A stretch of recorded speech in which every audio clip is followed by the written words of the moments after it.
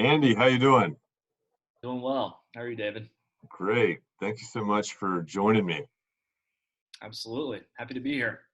Look, we're here. I'm from the UNC King and Flagler Family Enterprise Center, and you were nice enough to join me this morning. Um, we mutually agreed to wear hats and not shave because we thought it might be kind of a nice timestamp, showing that we're in this crisis. And I hope that we look back on this someday and kind of laugh about it. But And this is me unshaven, by the way. uh, This is how bad I am at growing facial yeah, I'm in the same boat. This is a year of growth. hair. Um, look, you have a family business. Would you mind just telling me where you are, and what your family business is? Absolutely. My family business is Highway 55 Burger, Shakes, and Fries. We are a 130 unit restaurant chain based out of Eastern North Carolina, headquarters in Mount Olive. My dad started it in 1991. He still leads it today. I came back to work in the company about 6 years ago. Um, Interesting fact about the family business: it was actually originally called Andy's, named after me. And I just kind of noticed this when we started recording. The painting behind me here was that was my likeness at 18 months old. So our mascot was me as a baby, and I think that's me playing golf. So I'm wearing a golf hat, so full circle right now. And yeah, we have about 100 stores in North Carolina. The rest are spread out over, I believe, 7 or 8 additional states. I'm actually home base for me actually right now is in Dallas, Texas, where I'm leading our expansion in the area here. But but yeah, restaurant industry has been definitely deeply impacted by this point in time, and so just happy to talk today about what we're doing to try to combat this crisis, and why um, I think our position as a family business has enabled us to hopefully take this on a little bit better than most. Well, before I ask you some questions about how you guys are responding to this crisis, all right, if you were at a Highway 55 right now, what would you order? What's your favorite menu item? So what what's interesting about this is that it goes through waves, right? But lately it's been a shrimp burger. I think I just kind of miss the beach, being landlocked here in Texas, um, but yeah, it's a couple of uh, heap and scoops of fried shrimp and slaw and ketchup and on a steam bun, and it's just fantastic and awesome. And so I've been getting that pretty regularly lately. Cool. I was looking at some reviews, when I was searching Highway 55 last night, and there were a lot of mentions of the shrimp burger. So Yeah, it must yeah. be special. Well, and what's cool about it too is that there's kind of an interesting connection, family connection on that. Yeah. Not really family connection, but my dad grew up in Carteret County. He was a military brat, and so a lot of the menu items kind of come from down east North Carolina, and the shrimp burger is huge there. And then obviously our standard burger is dressed with mustard, onions, chili, and slaw, which is kind of a North Carolina staple too. So Yeah. yeah, we have some pretty deep Carolina roots. Cool. Well, when we talked a little bit last week, just for a few minutes, we talked about kind of what the main point of this would be. And it was neat to me that you mentioned that you wanted to highlight the value of being a family business right now. Yeah, And that was striking to me because I know specifically in your family business industry, there's been this enormous change in the way you're having to operate right now. So, can you just talk a little bit about what you think the value is, and also just why it's a family business, and maybe what is different about that than any other business we might talk about? yeah, absolutely. So Our locations are primarily located in strip centers, and a lot of them, the bulk of them, really are inline strip center locations, which means they have no pickup window on the side. So we do about 80% of our business in dining rooms, and when we had to close our dining rooms, we were uh, fairly concerned about how we were going to make it work. So over the past month and a half, we've just, or 2 months now, we've just been doing business on curbside pickup, to go, and delivery. And even with those limitations and kind of where we have to be right now, the last 2 weeks we've seen fairly consistent same store sales numbers from last year. And if you know anything about the restaurant industry, that's sort of the gold standard benchmark for gauging your success. And week over week, we've seen increases, but just to kind of be at the same level we were pre-COVID is pretty amazing. And I think that's a testament to a couple things. Obviously, I think the macroeconomic conditions have improved for restaurants in the last few weeks. People are sort of running out of their grocery stockpile and looking to pick up food a little bit more. And then obviously the stimulus checks coming in too, which is a little bit of cash in people's pockets. But really for us, I think that we've been able to do that because we have an operator and owner base that has been with us for a long period of time. It's a very close knit group, and we have done I think a very concerted job over the last 20 years to kind of have that group together, build up camaraderie with that group, build up sort of cross store communication.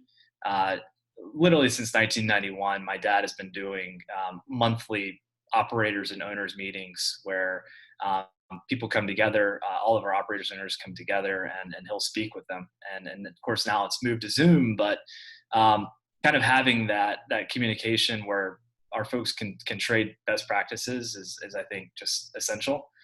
And the other reason too, and this is something that I think is really universal with family businesses, is that we've been able to be a bit more nimble, and move a bit more quickly than most, which has just been absolutely essential. And putting out fires and um, sort of changing on the fly to deal with this situation. So because we don't have a ton of layers of bureaucracy, decisions are made much more decisively. And something like instituting online ordering, which was just a thought for us a few months ago, but now is something that we're piloting in 15 stores in a week and a half.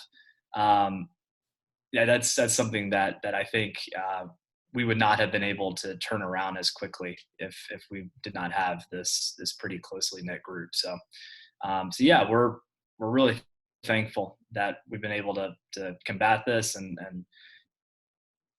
credit goes to the people in the field, but I think a lot of credit also goes to just the structure and the organization of the family business itself. And so, when you talk with your franchisees, like what are they thinking right now? What types of things are you having to deal with at the kind of corporate level? Yeah, well, I think that first and foremost, they are they are thinking about how they can best support their people and their communities. One area of communication, or one communication device that we have, is we have just about our entire company on Facebook Workplace, which is which I think you and I have talked about before, and it's just kind of a intra-company communication platform. And you can see people posting every day what they're doing for their communities, and just to go above and beyond. And just yesterday I saw in Shelbyville, Texas, or Shelbyville, Tennessee, our franchisee there donated 560 burgers to, I believe, the Boys and Girls Club. Um, couple weeks ago, we had a franchisee in Goldsboro, North Carolina, feed 480 doctors and nurses at Wayne Memorial Hospital.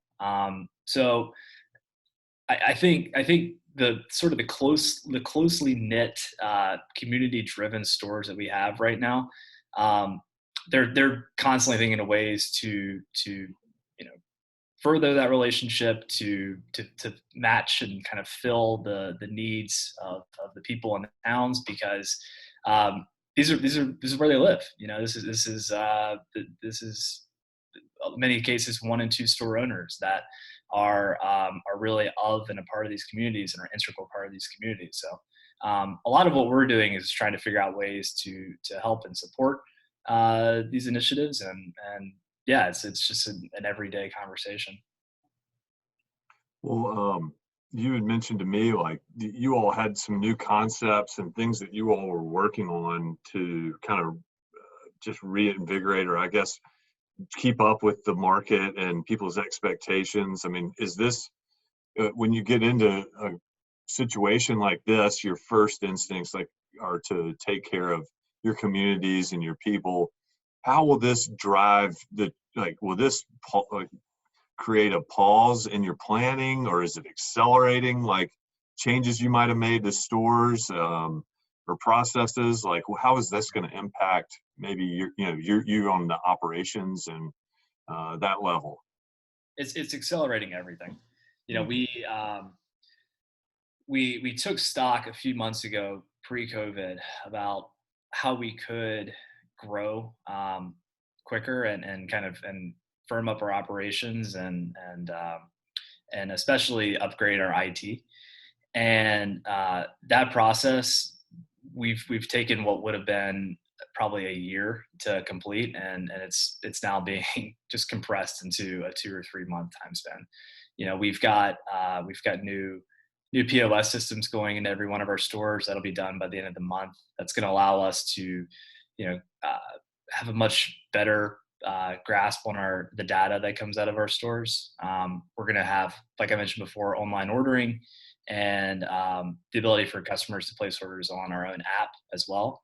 We're upgrading our loyalty program too. Back of the house software is all getting upgraded.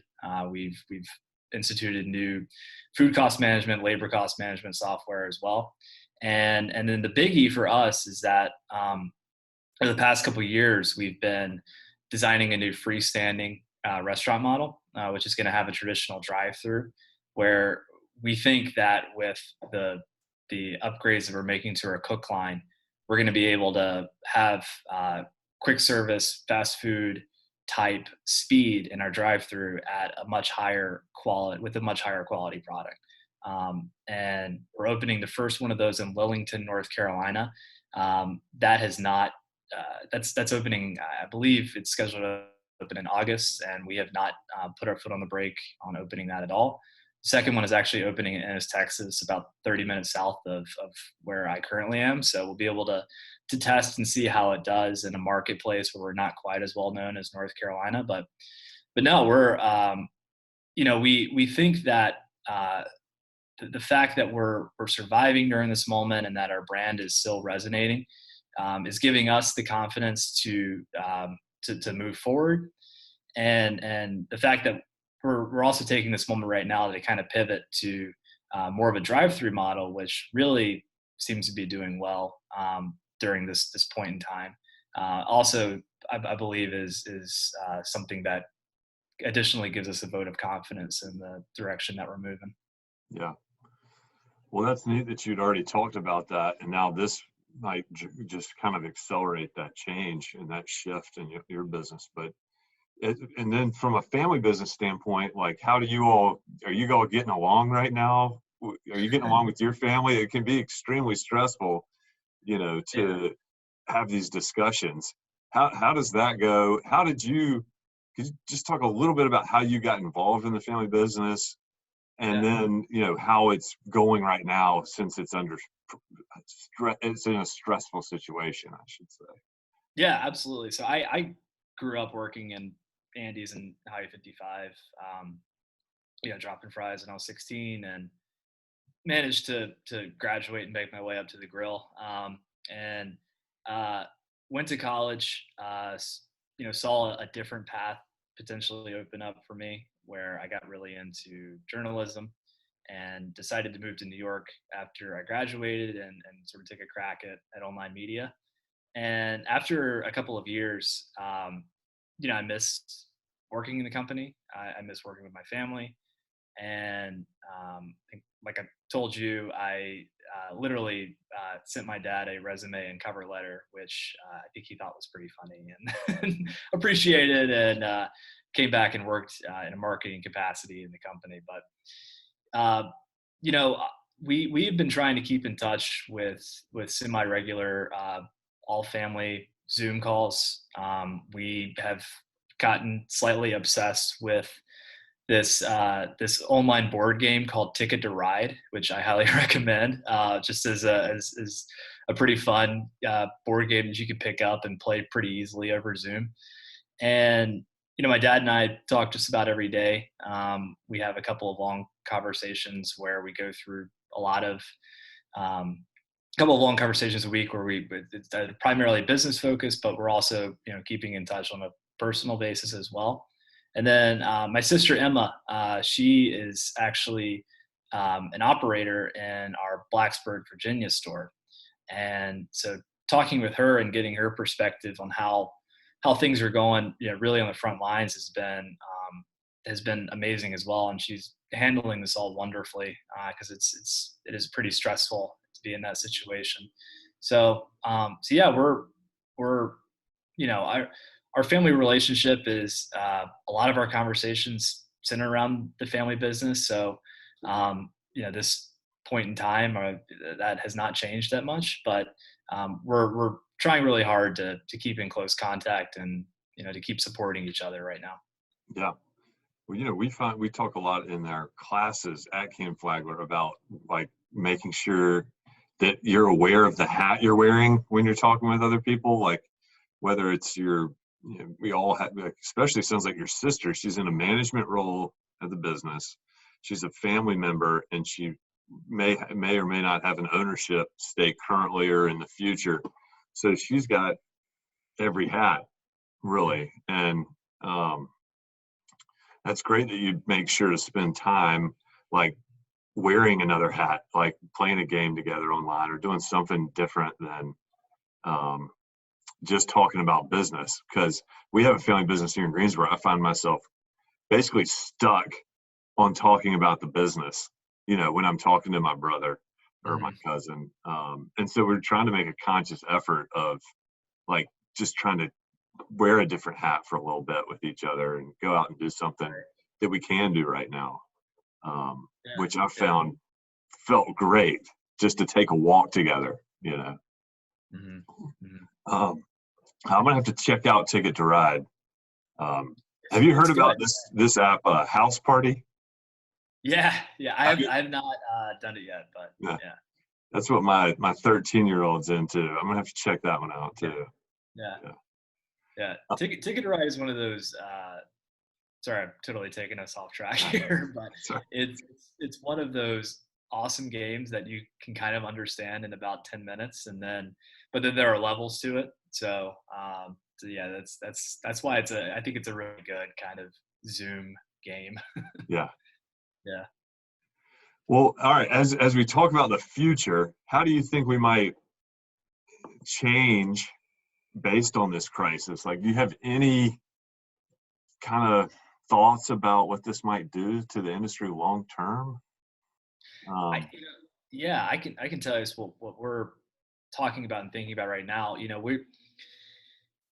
I think that it is really important that we take a look at every aspect of our business and try to make sure that we have a pretty firm grasp on controlling things in the future, just in case any other crises happen. And to give you an example, we're looking at every layer of our supply chain right now, and trying to figure out if it might be possible to potentially vertically integrate some places, whether that's whether that's us taking a more active role in distribution or in sourcing product, or whatever we can do to make sure that we're taking our destiny in our hands a bit more. And I think that kind of mentality is being seen elsewhere. Both in our communities, where I think people are, especially me and local restaurants here, valuing a bit more the small businesses in my neighborhood and my city, because they need our support, right? And so yeah, I just I think that this is a moment in time where we can really kind of take stock of what we have, and try to figure out if what can we do to make this more local and more closely knit. So yeah, I think that's could end up being a silver lining out of this whole situation. Yeah. It felt, I want to say, it felt funny to me the way that, and I don't have any knowledge of public health, but the initial reaction to the COVID outbreak was to really close down everything but kind of large big box stores, right? Right. In our community here.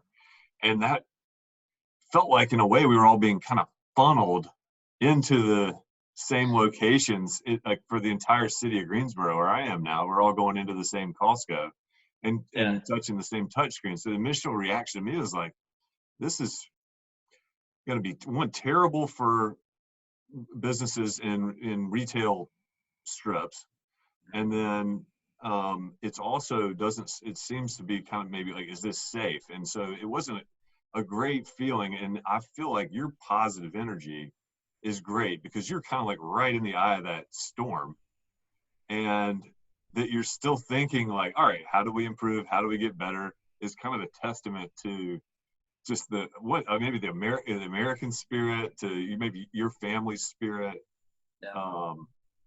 because it's hard to act in a situation like that. I mean, Yeah. Yeah. It um, is. And if we were having this conversation on March 15th, it's possible that the positive energy would not be coming through. But yeah, you gotta channel it in some way, right? right, And I think that any doubts that I may have had, even subconsciously, about the direction of companies like this, companies that are actually a part of their towns, and look out for each other, and are trying to be here for the long term. Those doubts are gone, because we've seen the support that our our customers are giving us. We've seen the support that our owners are giving each other, and the cooks and the wait staff are giving each other, and it's just I firmly believe that we're not necessarily unique in having this kind of effect happen. It's something that happens out of um, companies that are structured this way, and the bulk, a lot of those companies just happen to be family businesses. So I think that this is an incredibly important business model for our future. well, I certainly found myself like recognizing I took for granted going up to the retail strip up the street here, and going to a restaurant where I like to go with my spouse Erica, just once a week, to give us some time alone. And all of a sudden, it's like, man, I miss that. I miss Yeah, that. And I bet that that's going on in these communities where you all have restaurants. And it makes me think, I recognize now more than I did before. I need to, I'm going to support those types of businesses. And so yeah, uh, maybe it will create some kind of shift towards, that just appreciation and buying local in a way. mhm, yeah, absolutely. Um, Well, look, any other comments? You had any questions for me, or any other things you wanted to share while we had this time together? Well, I guess just uh, how terrified are you of the Mile High Bridge? And Yeah, because my hands are sweating just looking at you yeah. right Coming to you live from the top of Grandfather Mountain. now.